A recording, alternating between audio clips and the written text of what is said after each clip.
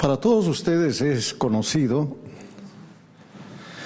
que América Latina ha sido un continente de dictadores y de dictaduras. Y Ecuador no ha sido una excepción. El siglo XIX estuvo dominado por regímenes dictatoriales y algo parecido ocurrió en la primera mitad del siglo XX. Pero todos sabíamos que las dictaduras eran cosas de militares, ya sea porque ellos asumían el poder, ya sea también porque sin las armas no podían proclamarse dictadores civiles, que también los hubo, ¿no? La originalidad del Ecuador de hoy es que la dictadura no es obra ni de los ejércitos ni de caudillos militares.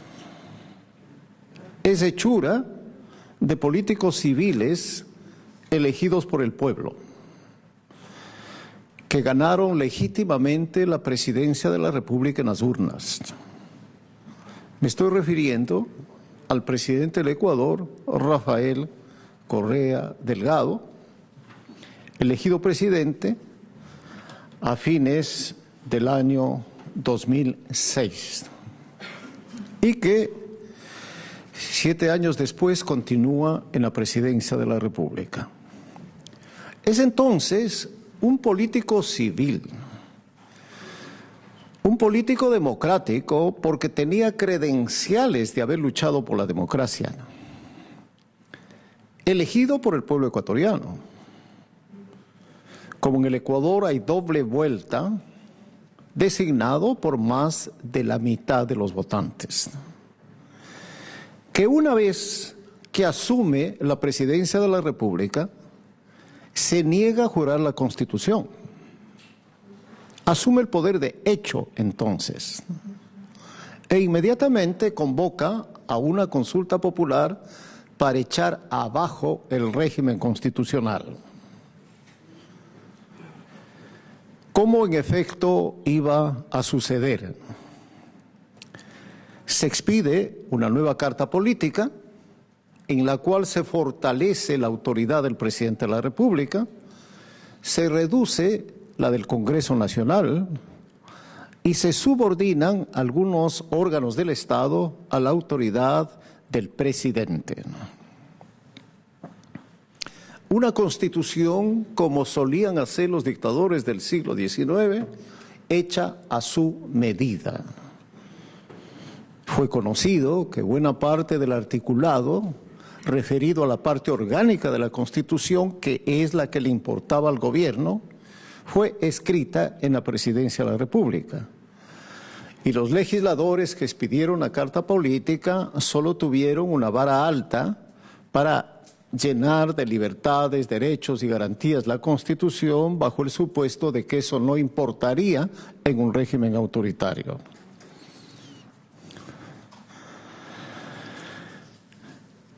Valiéndose de esta Constitución, extiende su autoridad a todos los órganos del Estado. La Revolución Ciudadana, que así se llamaba el movimiento que respondía a los deseos de perennidad del presidente de la República, criticó el antiguo orden constitucional, al que calificó como un sistema político de privilegios, de beneficios, en los que no existía la participación. Y para que esta nueva democracia fuera una democracia participativa, se conformó un órgano llamado Consejo de Participación Ciudadana, que no era elegido por el pueblo, que era designado por lo que se denominó la sociedad civil, en realidad por pequeñas organizaciones controladas por el gobierno, las cuales, en lugar del Congreso Nacional, recibieron la atribución de llenar las más altas funciones del Estado, como son las de fiscalización, como es la de control y como es la de rendición de cuentas. De esta manera, entonces, el presidente de la República terminó concentrando en sus manos la función legislativa, la función judicial, los órganos de control, la justicia, la fiscalía, en fin, todos los entes del Estado. Una vez conseguido este propósito, emprendió en crear un régimen electoral que le permitiera permanecer en el gobierno de por vida. Porque estas dictaduras no se sostienen en la fuerza de las armas y en el poder de los ejércitos, sino en la voluntad popular.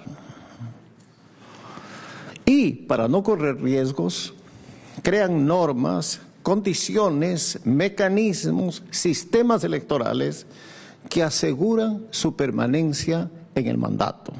Por ejemplo, el último Congreso Nacional, en el cual el presidente de la República tiene las 2/3 partes de los escaños, apenas consiguió, en el caso del partido de gobierno, menos del 50% de la votación. Pero un sistema electoral que premia en exceso a las mayorías le permitió el control absoluto del Congreso Nacional. Y como una dictadura no tiene fecha de terminación, a diferencia de las dictaduras militares, cuyo término está resuelto por los altos mandos militares o por una revuelta popular, en el caso de estas, consiguen una reforma constitucional por la cual se establece la presidencia vitalicia. Hoy el presidente de la República ha anunciado que pedirá al Congreso Nacional, Asamblea Nacional se llama en el Ecuador, una reforma constitucional que le permita reelegirse indefinidamente, en contra de lo que dice la Constitución y en contra del principio básico de la democracia, que es la alternabilidad en el ejercicio del gobierno. Este modelo político, por el cual políticos civiles elegidos por el pueblo se convierten en dictadores, no es un modelo político nuevo. De hecho, existió en América Latina en el siglo XIX y en mi país también, y en parte del siglo XX. Hoy existe en África, en los países árabes.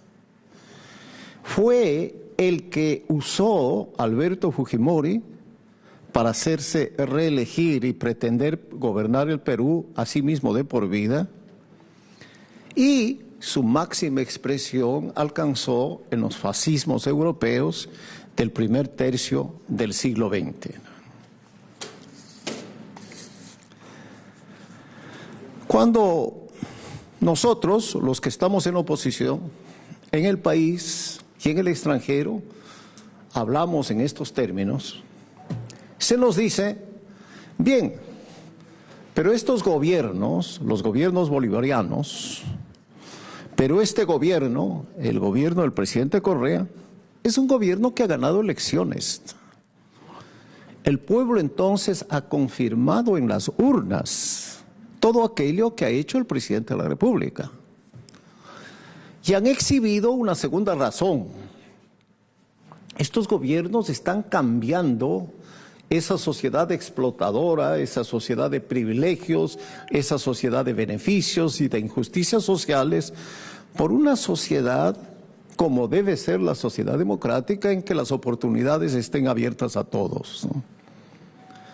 Si bien yo creo, y pienso que ustedes también, que nada justifica el ejercicio de un poder dictatorial, ni siquiera la justicia, la equidad, ni siquiera la revolución, sino como es que los Estados Unidos libró una guerra con una guerra fría con la Unión Soviética y saludó la caída del muro de Berlín. Si bien yo creo entonces que las elecciones de ninguna manera justifican el ejercicio de un poder absoluto, la eliminación de derechos y libertades fundamentales, la proscripción de la sociedad civil, la extorsión de los medios de comunicación, la eliminación de la libertad de prensa y todo lo demás. Es bueno decirles a ustedes que en las últimas elecciones realizadas a principios de este año, el presidente de la República perdió en todas las capitales, en casi todas las capitales capitales del Ecuador. Entonces, en este momento, ni siquiera puede reivindicar este argumento como una justificación para el ejercicio de un poder dictatorial. Y en cuanto a la realización de la justicia social, la pobreza en el Ecuador cayó más rápidamente antes del año 2007 que después del año 2007. 2007 es el punto de división antes de Correa y después de Correa. Entonces, no es verdad que se han hecho cambios sociales fundamentales que justifiquen el ejercicio de un poder absoluto. Cosa a tener en cuenta. La pobreza cayó rápidamente entre el año 2001 y 2006. Ha seguido cayendo, pero lentamente entre el año 2007 y el año 2013. Creo que esta no solo es mi opinión. Los presidentes, los gobiernos, los estados de América Latina se reunieron en Lima hace más de 10 años y expidieron una Carta Democrática Interamericana. Es un tratado internacional. Todos los países se comprometieron a defenderlo. Y allí constan una serie de principios que conforman el Estado democrático, el imperio de la ley, la división del poder, la independencia de la justicia, las elecciones libres, la alternancia en el ejercicio de la presidencia, el pluralismo político, toda una serie de principios que conforman el Estado democrático, ninguno de los cuales se respeta y se practica en el gobierno del presidente Correa. Y es asombroso y sorprendente que los Estados Unidos de Norteamérica, su gobierno, el Congreso, la sociedad civil, los medios de comunicación de este país, son los que recuerdan que esta carta debe cumplirse en América Latina y no haya expresiones de la misma naturaleza en el caso de los gobiernos de América Latina y de la Organización de Estados Latinoamericanos.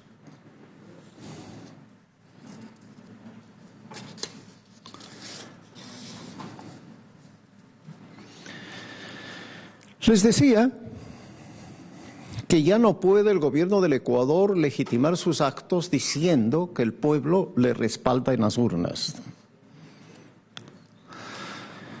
Podría decirse que las últimas elecciones en las que fue derrotado eran elecciones municipales, que no estaba de por medio la autoridad del presidente de la República. Eso es cierto. Pero el hecho de que no haya estado por medio la autoridad de él, ni haya sido candidato, no quiere decir que él no intervino activamente en la campaña electoral, como en efecto se hizo. Los candidatos a alcaldes fueron candidatos secundarios, que aparecían en las fotografías apadrinados por el presidente de la República, que intervino regularmente en la campaña electoral, que pidió que votaran por él, que llamó a defender la revolución ciudadana que quedaría en cuestión si no ganaba las elecciones. A pesar de ello, perdió en todas las grandes capitales del Ecuador y en casi la totalidad de las 20 más provincias del país. Él es consciente de que ya no tiene la mayoría. Por eso se ha opuesto en las últimas semanas a 2 consultas populares. para que tengan ustedes una perspectiva. El gobierno del Ecuador hizo una consulta popular para preguntarnos si estábamos a favor o en contra de las corridas de toros. Se hizo una consulta popular para preguntarnos si debe haber casinos y para otras cosas algo más importantes pero menores y secundarias. Hoy se niega a que se haga una consulta popular sobre la explotación petrolera en la más importante reserva ecológica del Ecuador, que el gobierno de Correa la planteó emblemáticamente en el mundo al pedir colaboración económica para no tocar la naturaleza. Finalmente decidió explotar ese petróleo un grupo de jóvenes sin pertenencia política, muchos de ellos adolescentes, realizaron la tarea titánica de recoger más de 700,000 firmas para solicitar la consulta popular. ¿Cómo las dictaduras controlan, les decía, el sistema electoral? El Consejo Nacional Electoral anuló la mayor parte de estas firmas y como consecuencia encontró una excusa legal para que no se realice la consulta popular. Hoy el presidente está empeñado en que se reforme la Constitución para crear una norma que establezca la presidencia vitalicia, la reelección indefinida. Y los ecuatorianos le hemos pedido, porque eso manda la Constitución, que se haga una consulta popular, un referendo.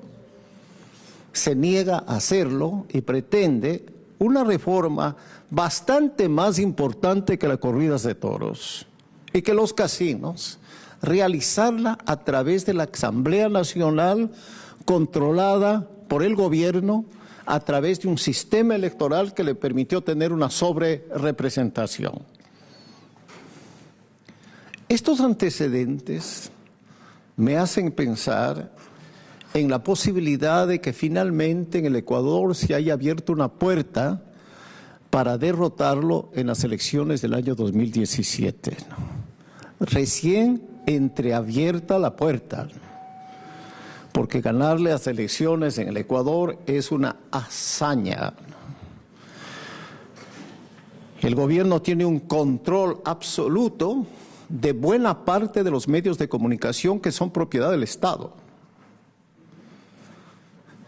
Usa los recursos públicos en cadenas y en programas de televisión y de radio del Estado.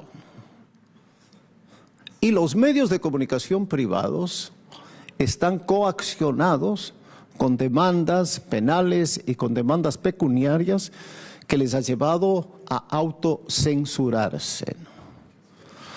Expidió un decreto por el cual controla la sociedad civil y le prohíbe toda participación política. Controla la justicia. En esas condiciones, ganar las elecciones es realmente una hazaña muy difícil de conseguir. Pero ya se consiguió hoy en febrero y creo que puede conseguirse en el futuro. A muchos de ustedes les parecerá una exageración que yo diga que en el Ecuador no hay un gobierno constitucional ni un régimen democrático, sino una dictadura. Quisiera leerles, y con eso concluyo, lo que dijo el presidente del Ecuador en la ciudad de Guayaquil el 7 de marzo de 2009. Textual, entre comillas. Porque el presidente de la República, escúcheme bien, no solo es el jefe del Poder Ejecutivo, es el jefe del Estado ecuatoriano.